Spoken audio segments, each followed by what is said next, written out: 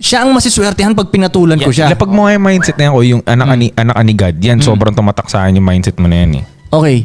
The way ko tingnan kasi to, ako talaga, ewan ko nagagalit nga yung mga tao pag sinasabi kong sa tingin ko anak ako ni God. So ano ba, hindi ka anak ni God? Anak ka ni Nino? O pag sinabi mong hindi ako anak ni God, so matutuwa na kayo nun? Oo, di ba?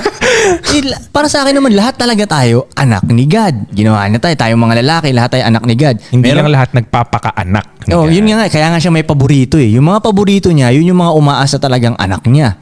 Yung mga hindi niya paborito, yun. Yung mga tatamad-tamad. Parang yung kunyari, anak ka nga ni God, masipag ka talaga, malinis ka, sharp ka, marunong ka makimausap sa mga tao, lahat ng shit mo inaayos mo, on point ka, hustling ka talaga, lahat talaga inaayos mo, anak ka nga ni God. Kumbaga nire-represent mo talaga si God. So ngayon si God matutuwa ngayon siya sa'yo. Kaya kanya ibibless ng ibibless. Ngayon pag hindi mo nire-represent si God, na tatay mo, pinapamigay mo lang yung, di ba? Pinapamigay mo lang lagi yung... pati yung edits mo, kung parang yan, kung kani-kanino mo lang binibigay yung edits mo, hindi siya gawain ng anak ni God. Yun mismo. Kasi kung anak ka ni God, medyo mahirap makuha yung edits mo. Anak ka ni God eh. Di ba? Para sa akin, swerte ka pag pinasok ko to sa'yo. Ganun sa akin yun. Di ba? Hindi ako ang masiswertehan sa'yo. Parang yan. Kunyari, okay, tingnan mo yung mga, let's say, lahat ng babaeng dumaan sa buhay ko. Ako ba naswertehan sa kanila o sila talaga ang naswertehan dahil may history kami? Lahat ng ano pagmamalaki ko ngayon sa kanila? May belt ko ba? Hindi. Ako na nga yung pinaka-kwento nila, pinakamagandang kwentong dumating sa kanila. Minsan nakakalimutan rin ng ibang lalaki yun, tol. Ng ibang malulupit na lalaki. Yun. Tol, ang dami kong nakikilalang successful naman na lalaki. Ginawa nila lahat ng shit nila, nakakalimutan nila yun. Sa tingin nila, sila pa ang naswertehan dahil dumating tong babae. Hindi sila yung swerte. Oo. Hindi nila nakikita na, tol, yung babae yung swerte sa'yo. Pag pinatulan mo yun, gaganda buhay ng babaeng to. Malalagay siya sa tama. Plus, kumbaga pag ipopost kayo sa Instagram, kumbaga mas swerte talaga tignan yung babae dahil ikaw yung high value sa equation na to eh. Diba? Minsan nakakalimutan ng mga nakikilala ko, nakakalimutan talaga. Tol, napaka-big deal para sa akin na ibigay mo yung sarili mo sa babae. Kasi para sa akin, every time na pumipili ka ng babae na makasama, makasex, maka-live-in o whatever, kahit lumabas lang kayo ng mall kumain, inaalay mo yung buhay mo sa kanya as a man. Why? Pag merong threat na lumapit sa inyo o makain kayo sa restaurant, whatever, kikidnapin yung babae mo, anong gagawin mo? Papanoorin mo o papalag ka? Kahit may baril yun, papanoorin mo lang o papalag ka pa rin? Papalag ka eh. Kahit 2 weeks mo palang dinidate yan eh. Di ba? Kahit paano may ganun kang instinct na as a man, kailangan mong i-save tong babaeng to. Tapos kung sino-sino lang ginaganon mo, paano kung wala naman pala siyang ino-offer na value para sa'yo? Ikaw, unang-una, buong buhay mo na agad yung ino-offer mo sa kanya. Kasi ikaw ngayon magtatanggol sa kanya eh. So basically, kahit sino kasamang babae as of the moment, nakatali yung buhay niya sa'yo. Yung safety niya nakatali sa'yo, survival niya nakatali sa'yo as of the moment. Kung magkaroon ng sunog, anong gagawin ng babaeng una? Titingin sa lalaking kasama niya. Ang gagawin natin. Di ba? Ano ang gagawin natin? Yun ang tatanungin niya, di ba? Bihira naman yung babaeng, kuha ng fire extinguisher. Hindi! Nasaan? Anong gagawin ko? Masusunog na tayo. Di ba? So, ganun ko kabigat tignan yung bibigay mo yung sarili mo sa babae. So, kaya kailangan, bigyan mo talaga ng importansya muna. Ano muna ba ang binibigay niyang value sa buhay mo bago mo i-exchange yung sarili mo sa kanya? Kasi sino ba talaga ang nakikisali sa buhay nino? Ikaw ba yung sumasali sa buhay ng babae o baliktad? Yung babae naman talaga yung sumasali na buhay sa'yo kung naset up mo ng tama yung buhay mo eh. At yun ang tama talaga. Yun yung babae talaga ang pupunta sa mundo mo. Exactly. Mali naman yun kung ikaw Ano, queendom? iikat ko sa mundo ng babae. Kaya nga kingdom. Mali yun eh. Pumasok ka sa amazing na mundo ko. Kaya nga mas maganda, gawin mo amazing talaga yung life mo. Meron kang, kumbaga meron kang G lifestyle. Diba? O ikaw ang umikot dito dahil mas malupit yung lifestyle ko eh. Diba? Alam mo nang bumaba ako sa lifestyle mo. Diba? Kaya tama yung sinasabi mo yun about sa protection. Kasi kaya ganun, mamimili talaga ako ng babaeng papatulan ko ngayon dahil tayo na poprotektahan kita eh. Tsaka ang laki ng possibility na mabuntis mo siya eh. Yes. Napakalaking posibilidad nun eh, di ba? Mabutas yung condom mo. Damn, may mga bisita tayong mga taga-Etivac dito, pre. Nandito ang Dirty Shop crew. Shout out sa Shoutouts. Dirty Shop. Tignan niya yung damit ni HG kasi pre. HG. So, yun Alright, yun. Asa ba tayo mapunta doon? Yun, mamimili ka ng mamimili. Yun, kaya maarte. Tayo dapat sa pagpili. Oh, dapat maging maarte kayo sa babae. Yung iba kasi, I'm simple man. I see tits. Oh. I marry you. Ako kasi tol, para sa akin tol kasi yung iba kasi, ang mentality nila, hindi, bebangin na yan. May mga nakakausap akong gano'n. Hindi, bebembangin ko yan. Bebembangin ko yan. Kahit sino talaga, bebembangin ko yan. Para sa akin tol, tangina, kumbaga para sa akin tol tol. Parang may mali ko eh. Saan sila lahat La Hindi tol Quickie. Hindi tol, eto Okay, kay Kika. Yung way ni Kika, Yes, sir. trabaho, the way siya bumembang is trabaho eh. Kaya siya Cardio yun, ganito, James Bond. hindi, ganito yun eh. Yung mga ibang kilala kong ganyan eh, bebembang sila ng babae para makahanap sila ng maayos na babae na pwede nilang ilagay sa team nila. Yung iba kasi ang gusto lang nila magpalabas lang. Wala na, tas yun na yun. Hindi. We're not the same, bro. May mga kilala talaga ako na trabaho nilang bumembang talaga ng babae. Ako naman, ang way ko, kasi kung isipin mo, bebembang ka ng babae, mga 4 hours yung i-spend mo. Lalaan mo 6 ng hours oras pa doon, kasama tol. pa yung mga biyahe. Yes, sir. Kwentuhan pa kayo, mga ganong shit. Marami time kukuhain nun ko eh. So kung mag-i-spend ako ng 6 hours dito, dapat yung may mapapala yung team ko ngayon nito. Diba kasi 6 hours to eh. Matitikman niya yung glorious cock ko, tapos wala Totoo, wala akong makukuha pabalik. Oh, kaya mapili talaga ako. Ewan ko lang kung magigets nila ako Pero hindi lang ako mag-gets, di ba? Basta sana makarating kayo sa gantong sa gantong level ba? Yes, sir. Nang magigets nyo tuloy ba na kasi malamang yung iba hindi nila magigets na mamimili ako? Hindi, papatusin ko lahat yan. Sarap-sarap niyan eh. Hindi mo kasi nagigets na Let's go. Oh, hindi pa kasi sila nakakaranas na talagang maraming nagdi-DM sa kanila, na maraming nagpapapansin sa inyo. Ngayon magiging mapili ka talaga. Kaya nga sa tingin nila, yung mga talagang playboy na sa tingin nila, lahat yung pinapatos nila. Hindi Yung mga talagang maraming chicks na lalaki, maarte talaga yun sila. Ang dami nilang options na eh. Di ba? Maarte yun sila. Yan sa tingin ng mga tao, sa tingin nila, siguro lahat, pinapatulang ko lahat ng babae. Sino yung artista ko yung not 24 lang pa babae yung dinidate niya? Si Leonardo DiCaprio, 25 years old lang lahat ng Ayun, parang girlfriend niya. mapili yun. Sobra, di ba? Oo. Sipin mo, ilang taon na siya. Ilang taon na, di ba? Oo, ma-artist talaga Maarte siya. na ganun. agad siya. Kasi marami siyang option tol. Tol, hindi ka lang naman maarte sa babae pag wala ka talagang options, pag uhaw ka talaga. Kaya kung sino-sino pinapatulan nyo. Kaya nga yung ibang mga nasa relationship dyan, yung mga girlfriend, grabe sila ka selosa kasi alam nila, yung lalaki nila madaling madagit talaga eh. Oo, totoo. Di ba? Totoo. Yun naman talaga yun eh. Oh. Kaya pag alam ng mga babae mo na ito si daddy, hindi madaling madagi to kasi kami nga nahirapan kami pumasok dito eh. Goods lang yan. Ngayon pag meron namang pinatulan si daddy, malamang deserve ng babae yan. Positive ba? Or tinatry niyang magkaroon ng bagong team member kami dito. Basta ganun. Hindi nyo magigets. Basta ayaan nyo na. Hindi mo na kailangan explain ko eh. Yeah, yun na yun. Good night. Best life decision so far. Dang! Kay Kika magsimula. Ikaw, wala lang. life decision so far. So far ako Na nangyari na, no? Life decision Magdagdag ng babae ko eh. Best life decision. Mas mabilis ang buhay pag marami kayo. Okay. Teamwork makes the dream work. Yeah. Jong, ikaw. Sa akin, so far, lang siya ko. Yung bumukod talaga ako, yung lumipat na ako. Tama. Best life decision. Na matagal ko na sinasabi sa'yo. Matagal na sinasabi ni Kuy. Sabihin mo na lang na tama ako. Tama ka, Kuy. Ako never akong tumanggi kay Kuy Kuy. Double handshake pa yun. Left and right. Never akong Kuy, kasi pagkaliwa, mali eh. Kasi pangano mo ng tayo ito eh. Shit yun eh. Talk shit yun. Talk shit yun, Kuy, pagkaliwa eh. Kaya pala ka na. Okay. Dito, Pip. Siguro yung nagkasundo kami ni Koy. Sabihin mo na naman, tama siya. Tama ka, Koy. Trasin Koy. Tasin ko eh. Best life decision so far.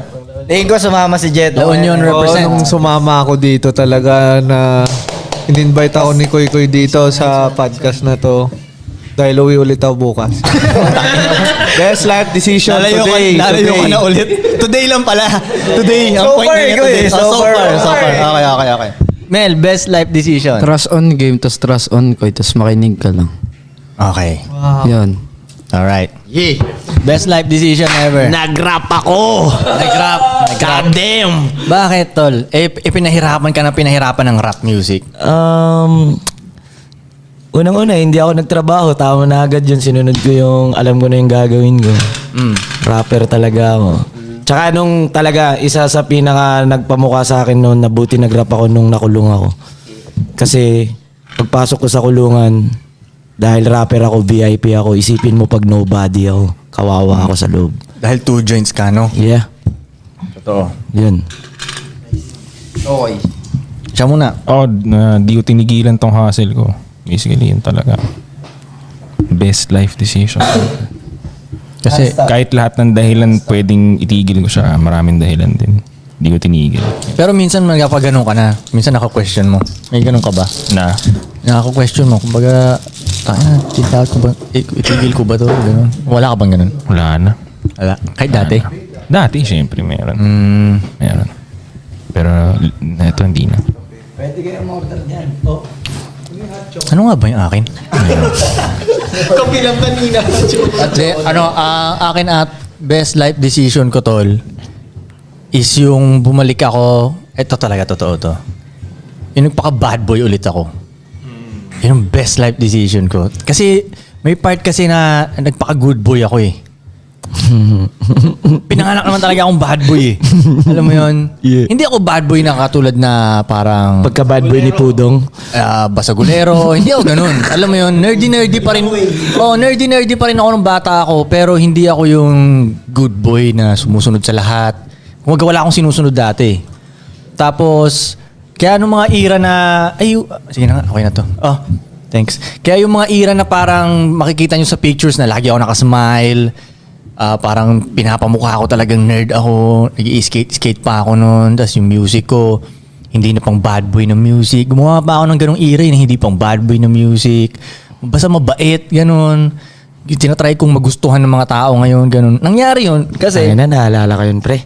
Gets mo yun, naalala mo yung era ko yun Kasi, tas tinigil ko na rin makinig ng bad boy music. Gusto ko na itong mga good boy rappers, yun yung mga pinakikinggan ko. Kinalimutan mo si Puff Daddy. O kasi ano yun tol nagsimula yun tol, para kasing ang gulo na ng buhay ko noon, di ba? Tapos parang walang pupuntahan. Feeling ko walang pupuntahan. Wala akong kapera-pera. Ang gulo. Tapos basta ang gulo. Tapos lagi ako, napaniwala ako ng society. Sila nanay rin, ganun sinasabi na huwag ka kasing ganyan, huwag ka kasing ganyan, huwag ka kasing ganyan. Ayusin mo kasi magpakabait ka. Tapos iniisip ko, siguro kaya magulo buhay ko dahil hindi nga ako mabait. Diba? So ngayon, tinry kong maging mabait ngayon. Takin na lalong gumulo buhay ko po kaya nang yan. Lalo akong nahirapan eh. Alam mo yun, hirap pala ng ganito. Takin na, balik natin yung pagka-bad boy ko. Binalik ko na at in-embrace ko na yun, doon na naging mas okay. Kasi mas nire-respeto ko eh. Pag masyado ako mabait, apak-apakan ka lang eh. Di ba? Yeah. Pero pag yung hindi ka naman kupal, pero alam mo yun, hindi ka lang yung masyadong mabait. Tama ka dyan. Kumbaga may boundaries ka. Gets? Kumbaga ire-respeto ng mga Talaga. tao yung boundaries mo ngayon. Yup. Kasi ire-respeto nila yung time mo. Di ba? Ganun. Kaya yun ang parang best life decision ever. Kaya pag yung mga nakakakilala sa akin dati, nung ganung era, tapos nakita nila akong ganito na, sasabihin nila na nagbago ako. Hindi talaga ako nagbago noon eh. Binalik ko lang yung dating ako. Nagkataon lang, nakilala nyo ako ng good boy era ko. Kaya akala nyo, yun ang totoong ako, di ba? Pero isa rin yun sa rason. Alam mo, ba't rin ako nagpaka-good boy rin noon? Kasi grabe rin ka-dark yung pinanggalingan ko noon, tol eh. Putang ina, drug game yun, tol. Ang pinanggalingan ko noon, di ba? Kaya kumbaga, shit, tangina, lumagay nga tayo sa tama. Alam mo yun, lagi tayo, smile tayo sa mga pictures. Dati kasi, tangina, mean mug ka lagi sa pictures eh. Mean mug. Nakataas nung ganun lagi yung, pag pictures ako, lagi nakaganon, no? Sabihin ni nanay sa akin, pa yan, parang kang giraffe. Kasi gaganon mo yung liig mo eh, di ba? Pag magpipicture ng ganyan eh. Yan, parang kang giraffe sa picture. Like, Taon-taon sa Jandel, ganun rin kasi mga picture niya ko eh. di ba ito? Like, sige, shit, fuck, ibahin natin. Sinabi ni nanay niya. Try natin mag-smile, kaya smile. Maging likable tayo. Parang, tayo hindi pala gumagana. Mas lalong wala nagkaagusto sa akin na babae. Akala ko pag naging ganun ka, kasi, akala ko lapitin na ako ng babae, no, mas lalo palang hindi. Kasi nice guy eh. Kasi, tol, Tama ka dyan, talaga. lagi rin kasi sinasabi ni nanay sa akin na, di ba nakikita niya yung mga relationship ko sa mga babae dati. Lagi niya sinasabi na, kilala kita kuya, magsawa ka na naman dyan. Lagi niya ginagawa, huwag kang ganyan kuya, huwag kang ganyan sa mga huwag kang ganyan. So napaniwalaan ako na ganun eh, na, sige nga, magpaka-boyfriend nga tayo. Talaga, so nagpaka-boyfriend ngayon ako. Putang ina, ang gulo ng buhay ko. Ang hirap maging ganun po, kinaina yun. Sunod-sunod ka, alam mo yun. Yes man ka.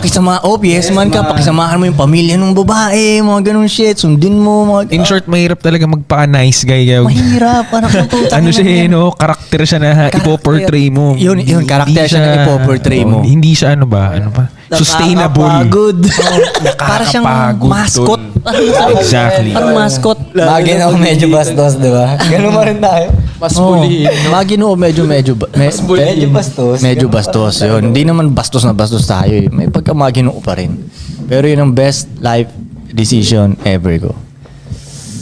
Nice din. Good decision ko eh. Good decision. Sarap maging bad boy. Ganyan yan. Good decision ko eh. Sarap kasi tayo na. Ano lang, hindi ka nang papanggap. Ito ako eh. Di ba? Pwede kang magmura. Kahit anong picture ipakita Kita ko eh kung gaano kagulo yung buhay. Nakita mo, Dong. Saksi ka rin eh. Nabutan mo yung wave na yun. Kasi Oo. Sa gulo rin ng buhay ko nun, saksi ka rin eh. Totoo. Tol, nagulat nga yung mga kaibigan ko dati, Tol eh. Kasi, punta kami nag-chowking ata kami yun. Tropang Sorrento kasama ko, ganyan. Tapos, parang bibili na kami, di ba?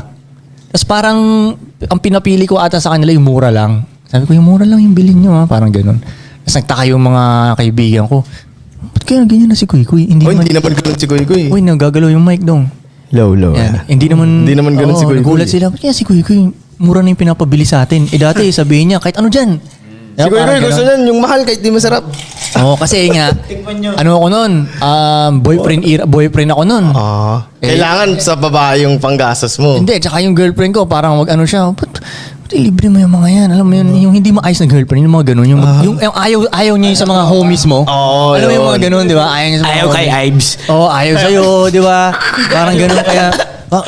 nagulat yung mga kaibigan ko. Ba't yan to si Kuy Kuy? Parang ganun. Tas, bakit daw biglang parang hindi na ako masyadong makulit nga. Yung parang alam mo yun, ganun. Seryosong shit, ganun. Kala ko tama yun, no? Puta, mukha pala akong tanga nun, no? Tangina, ibalik ko nga yung pagkakupal ko. Ang kulit nyo, ha? Yun. Kulit nyo na. Bumalik yung pagkakupal ko. Buti di ka naging sad boy ko eh.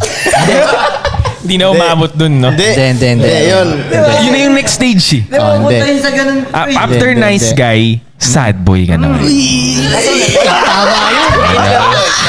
Congratulations! Kapag ganun yung balikat nun. Tama yun, San. Tama Malapit yun, ka na sa- Tama Bro, yung pagkakasunod Tol, mong yan, Alam mo, feeling ko kasi, pag nagpapaka-nice guy ka, kailangan mo ialay yung oras mo at buhay mo sa ibang tao eh. Exactly. Yeah. So, kailangan punta mo yung birthday ni ganito, baka magalit. Kailangan batiin ko siya ng ganito, bigay ko yung oras ko sa kanya, baka magalit. Kailangan puntahan ko yung nanay ni ganito. Yung nanay ng best friend ng pinsan ko, kailangan kong puntahan kasi birthday niya, 16. Yeah. Girig, parang, damn dog. O, paano ka na ngayon? O, paano ka? Sa girlfriend pa lang eh, nanay ng girlfriend mo Exactly. mag-birthday. God damn. Oh, di ba? Parang, Pinuntahan mo. Pinuntahan mo. Been there. Oy, gago, may tanong si Jandel. Pinuntahan mo yun, Ives. Dati, aminin mo, dati. Mga dati. Oo. di ba, ganun, that's what it takes to be called a nice guy. Pero ang isa Diba? naman sa, kunyari, hindi ka na magpapaka-nice guy. Ang isa sa, ang iaakusa Thank you. nila sa'yo, ay selfish ka. Tama. Which is dapat naman. Yun na nga, Tol, eh. Yun naman Doon yung ko nga tama, eh. na-realize, Tol, na pag naging selfish naman kasi ang lalaki, ang daming nakikinabang. Totoo yan. Kaya sa tingin ko, Tol, ewan ko sabihin mo kung mali ako or tama ako. Pag nagpaka-selfish ang lalaki, dahil meron tayong nature Na ang nature ng lalaki Kalitol is gumawa ng kingdom eh. Tama. Something empire. Parang nasa DNA natin yun ng pagiging lalaki lang ba? Yep. Kaya nga yung iba gagawa ng gang, gagawa ng crew. Iba yung iba naman mas malakihan na talagang empire, country na ganun. Nasa nature natin siya. So ngayon, para magawa mo yun, kailangan mo maging selfish ngayon. Ngayon, pag naging selfish, pag naging ganun ka, gumawa ka ng empire mo, ibig sabihin, ang daming trabaho magagawa, ang daming Totoo yan. makikinabang. Dahil makikinabang. So, pag nagpaka-selfish nga ang lalaki, may mga nakikinabang. Yep. Di ba? Pag ang Ayun, babae nagpaka-selfish, Parang siya lang nakikinabang. Oo. Siya lang Oo, makikinabang. parang para sa Ganun nga kanya yun. masyado eh. Parang ganun, so di ba? sa babae, advantageous maging nice woman. Talaga? Dun sa guy mo. Talaga? Pero ang lalaki, hindi advantage magpaka-nice guy. Dapat you'll be a real one. Hindi Yeah. nice guy. Real Be a one. Real one. Real one. Diba? Tunay. Tanggapin mo na ito ang lifestyle ng isang lalaki. Diba? Hindi pwedeng uuwi ako palagi, makikita ako ng anak ko in the future. Hindi ganun. Nagbibuild ako. Tanggapin mo na yun. Ganun talaga. Hindi ako yung magpapalit ng diaper gabi-gabi. Hindi. Nagbibuild ako ng shit eh. Para may makain kang mas masarap, mas may freedom ka, mas may maituro ako sa'yo, marami ako experience na ma-acquire, ituturo ko sa'yo. Yun ang purpose ko. Mas higher purpose siya. Kailangan usually mag-isa. Kaya mo ba maggumawa ng plano ng empire mo habang nasa party ka nung lola ng best friend ng pinsa mo? Oo. Di ba?